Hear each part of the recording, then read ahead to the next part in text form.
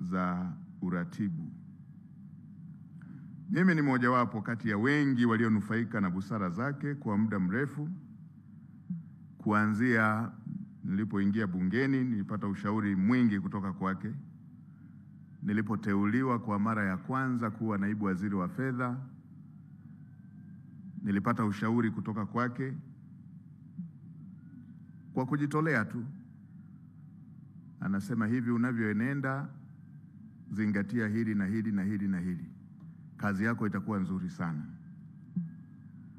Hata sasa baada ya kuwa ameteuliwa kuwa waziri wa nchi ofisi ya waziri mkuu, ni mtu ambaye huchoki kufanya naye kazi. Mheshimiwa Baba Paroko na Watanzania kwa ujumla wataona niliweza kupanga ziara moja ndefu zaidi ya mwezi na siku kadhaa mfululizo kupita halmashauri kwa halmashauri. Nilifanya hivyo kwa sababu zile kazi ambazo za uratibu ambazo zilitakiwa zifanyike kwenye dawati, Mheshimiwa Lukuvi alikuwa anafanya kikamilifu.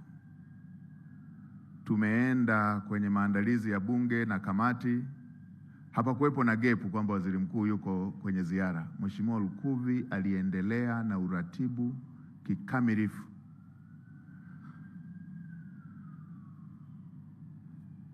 Na sio hiyo tu, kama ambavyo Mheshimiwa Jaji Mkuu ametoka kutuambia, Mheshimiwa Lukuvi alikuwa anaweza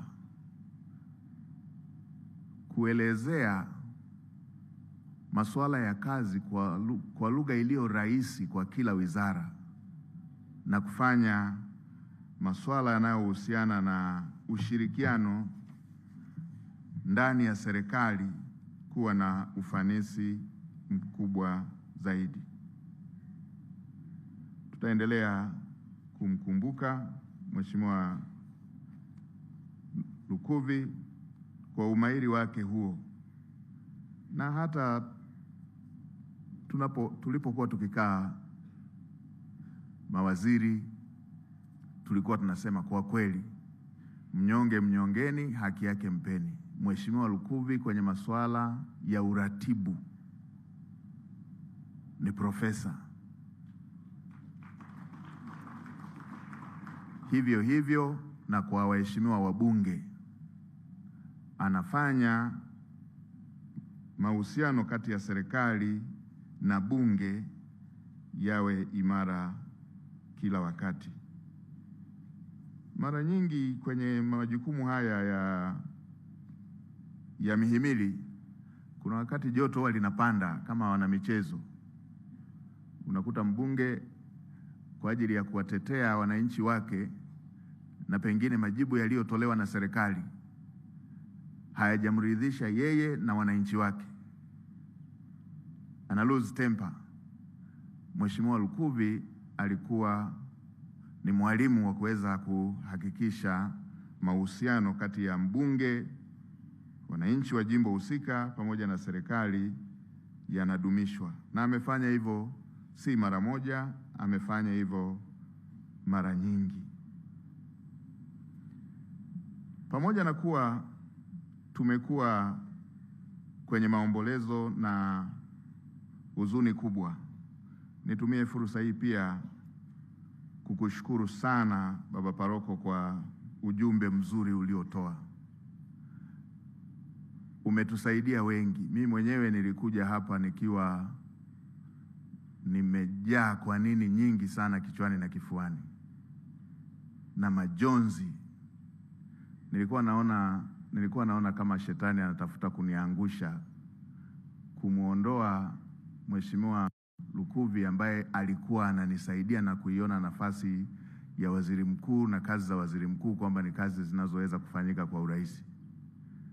Katika kipindi kifupi nikiwa nimeona tunaenda vizuri, tumepanga majukumu mengi, tumepanga namna tutakavyoliendea bunge, tumepanga namna tutakavyoendea dira mpya. Ghafla unasikia ndugu unayepanga naye, kiongozi unayepanga naye anaondoka ghafla bila kuwa amesikitika kwamba ana jambo linalomtatiza gumu la kiafya. Hakika tunakushukuru sana Baba Paroko kwa mahubiri yako ya leo. Imekuwa tu sio misa ya kumsindikiza mwenzetu, bali imekuwa elimu ya kila Mtanzania ambayo itatusaidia Watanzania kudumisha undugu wetu, uungwana na ubinadamu wa kila moja, huku tukijua sote njia yetu ni hiyo hiyo. Amesema Mheshimiwa Makamu wa Rais Mstaafu Daktari Mpango kwamba siku hizi tunatumia vibaya mitandao. Baba Paroko, wewe mwenyewe katika mahubiri yako pote nilikuwa nakusikiliza, umetumia neno tuki, tuta, ukiwa unaonesha na wewe ni binadamu kama sisi. Ukiwa unaonesha na wewe safari yako ni kama yetu sisi. Lakini sisi huko mitandaoni, wapo wengine wakiandika utadhani ni Mungu kaandika, kama vile wao haya mambo hayawahusu kabisa. Utasikia mtafanya hivi, mtafanya hivi. Ukimwangalia mtu mwenyewe anayeandika hivyo ameshadhulumu tu, hata sio msafi, ana madeni kibao na utaperi mwingi basi. Kwa hiyo somo la leo Baba Paroko limetusaidia sana kuturudisha binadamu wote waone sisi ni binadamu na safari yetu ni moja, na mwenye masahihisho ni Mungu mwenyewe. Wa kuweza kujua nani ananuka ni Mungu mwenyewe. Nakushukuru sana Baba Paroko kwa somo hilo zuri. Na nilipokuwa nimekaa pale nikasema nitawaambia wasaidizi wangu siku moja wanielekeze mpaka nikasali kwenye kanisa lako ili ujumbe huu ni upate na siku nyingine. Nakushukuru sana Baba Paroko.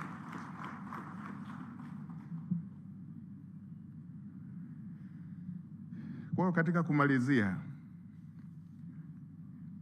niendelee kwa niaba ya serikali kama ambavyo Mheshimiwa Naibu Waziri pamoja na Katibu Mkuu pamoja na wengine waliotangulia kusema, kuhakikishia familia serikali itaendelea kuwa bega kwa bega na familia, kama ambavyo mara tulivyopata taarifa hizi kwamba Mheshimiwa Lukuvi amepata hitilafu kidogo ya kiafya. Mheshimiwa Rais alitoa maelekezo ya kusaidiana na familia kwenye kila hatua kama ambavyo tumefanya, na hata sasa maelekezo yake ni hayo hayo, na kama ambavyo mmeshaona kwenye ratiba, na yeye yuko bega kwa bega pamoja na familia, yuko bega kwa bega Mheshimiwa Spika, pamoja na wewe na Bunge, pamoja na Watanzania wote, wakiwemo wananchi wa mkoa wa Iringa pamoja na jimbo la Isimani. Nirejee tena kutoa pole kwa familia. Mungu awape moyo wa ustahimilivu. Yeye ndiye mwanzilishi wa maisha ya kila moja, na yeye ndiye anayejua mwisho wa maisha ya kila mmoja wetu. Bwana alitoa na Bwana ametoa, jina la Bwana lihimidiwe. Asanteni sana.